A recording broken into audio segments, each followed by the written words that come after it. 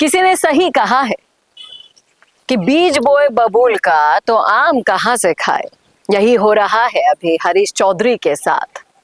जब से बाड़मेर में उलटफेर हुआ है तब से लेकर धरने प्रदर्शन लेकर भाषण से लेकर हर जगह वो तकलीफ नजर आ रही है हरीश चौधरी के, जो इस बयान से, जो इस बदलाव से आना लाजमी थे। अब क्या होगा हरीश चौधरी का भविष्य, क्या होगा बाड़मेर में जाटों की सियासत का अंत, करेंगे इस मुद्दे पर चर्चा इस वीडियो में, इसलिए बने रहेगा आखिर तक हमारे साथ। नमस्कार, मैं हूं चेतना शर्मा। आप देखना शुरू कर चुके हैं संवाद भारत का। भारत के लिए मुद्दे पर बातचीत करने के लिए मेरे साथ मौजूद हैं हमारे editor in chief Varun Bhansali जी।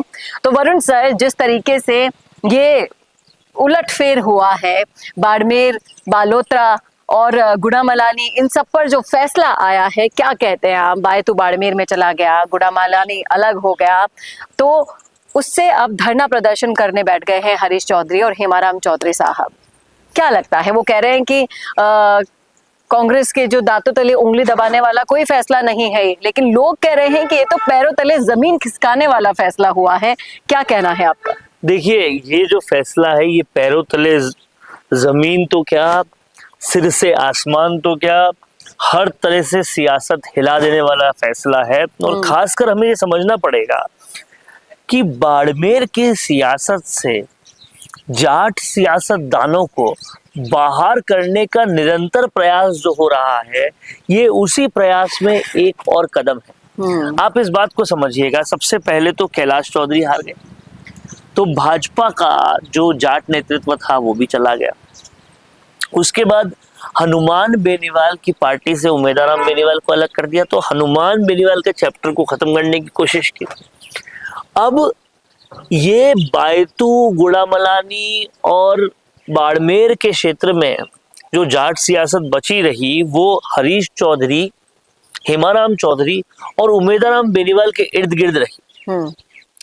और अब इन तीनों को निस्तो नाबूद करने का प्रयास एक पूरा परिसीमन करके या पुनर्गठन करके जिले का वो किया गया। अब आप समझिए कि हरीश चौधरी, जिन जिन को भी वो कार्यकाल पता है, जब रिफाइनरी आई थी राजस्थान में, तो हरीश चौधरी उसको कैसे पचपदरा में लेकर आए थे। जिन जिन को भी वो संघर्ष पता है, उस संघर्ष को याद करके हमें ये समझ में आ जाएगा कि कितना जरूरी था हरीश चौधरी के लिए पचपदरा लाना। और अब जो स्ट्रोक चला गया है वो ये कि पचपदरा को ही निकाल के बालोतरा में डाल दिया। ठीक वैसे ही हेमाराम चौधरी की सियासत भी पूरी तरह से गुड़ामलानी के इर्द गिर्द, बायतू के इर्द गिर्द घूम रही थी, उन्हें भी निस्तो नाबूद कर दिया। अब यहाँ हमें थोड़ा सा डीप डाउन होकर समझना पड़ेगा। कुछ लोगों का ये भी लॉजिक होता है कि भाई विधानसभा तो यथावत है, भाई बायतू एक विधानसभा है, वो तो यथावत है, जिला ही तो बदला है, तो विधानसभा से लड़ने वाले विधायकों को उससे क्या तकलीफ। लेकिन आप समझिए, जीत तब होती है जब आप वहां काम करा पाते हो। काम तब करा पाते हो जब जो अधिकारी वहां पर हैं वो यथावत रहते हैं। दूसरा, राजनीतिज्ञों के कई निजी काम भी होते हैं जिसके जरिए वो धन कमाते हैं और भी सारी चीजें करते हैं, वो भी उसी सेटिंग के आधार पे होते हैं।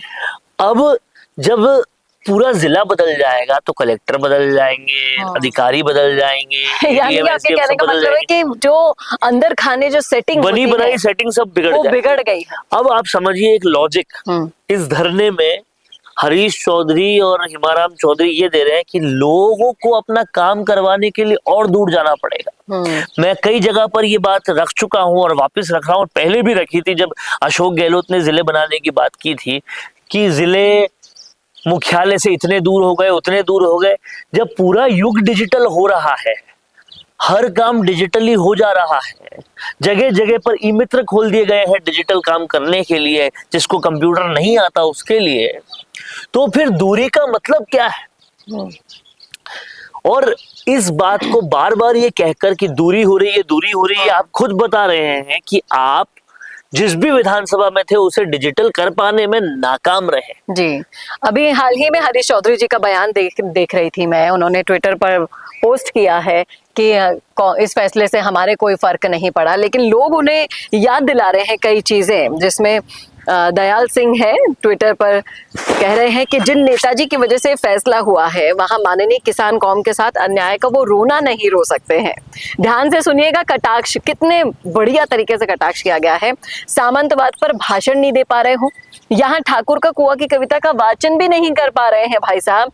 जो जिसके साथ जैसा करता है एक दिन पलटकर उसके पास आता जरूर है। पता ही चल गया होगा आपको इस फैसले से। हाल ही में आप देखिएगा कि हरीश चौधरी ने एक प्रेस कॉन्फ्रेंस भी की। उस प्रेस कॉन्फ्रेंस में वो कहते हैं कि जातीय आधार पर इस तरीके का कुछ करना बाड़मेर की परंपरा के विरुद्ध है। अब मैं आपको बताता हूं, कुछ वक्त पहले ही विधानसभा में खड़े होकर आप बता रहे थे कि ठाकुरों ने क्या कुछ कर दिया, क्या कुछ नहीं कर दिया। क्या तब आप जातियों में बांट नहीं रहे थे? तब कहाँ गई थी बाड़मेर की परंपरा? ये समझने वाली बात होती है। जब खुद की सियासत हिलेगी तब परंपराएं याद आएगी। जब नहीं हिल रही थी तब आप ठाकुरों को कुछ कह रहे थे, किसी को कुछ कह रहे थे, और वही जाट राजपूत की बीच की दुश्मनी को सेकते सेकते अपनी सियासत की मूंगफलियां सेक रहे थे। तब आपको याद नहीं आ रही थी? और इसी के साथ साथ मैं ये भी जानना चाहूंगी सर कि क्या लगता है कि हरीश चौधरी की तिलमिलाहट इसलिए भी है कि वो अब अगली बार विधानसभा नहीं जा पाएंगे?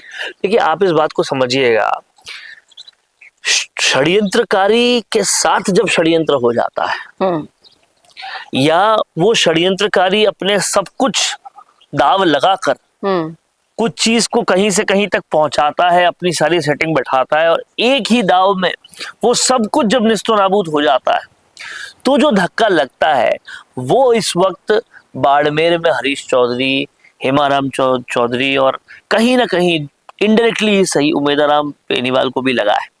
और इस चक्कर में उल जलूल तरीके से जो भी कहा जा रहा है वो कह रहे हैं कि ये तो नियम विरुद्ध था, ये तो कहीं ना कहीं बाड़मेर की परंपरा के विरुद्ध है। अरे कौन सी परंपरा? आप जब हमेशा अपनी सियासत ही जाट राजपूत की दुश्मनी पर चमकाते आए हो, अब कौन सी परंपरा याद आ रही है?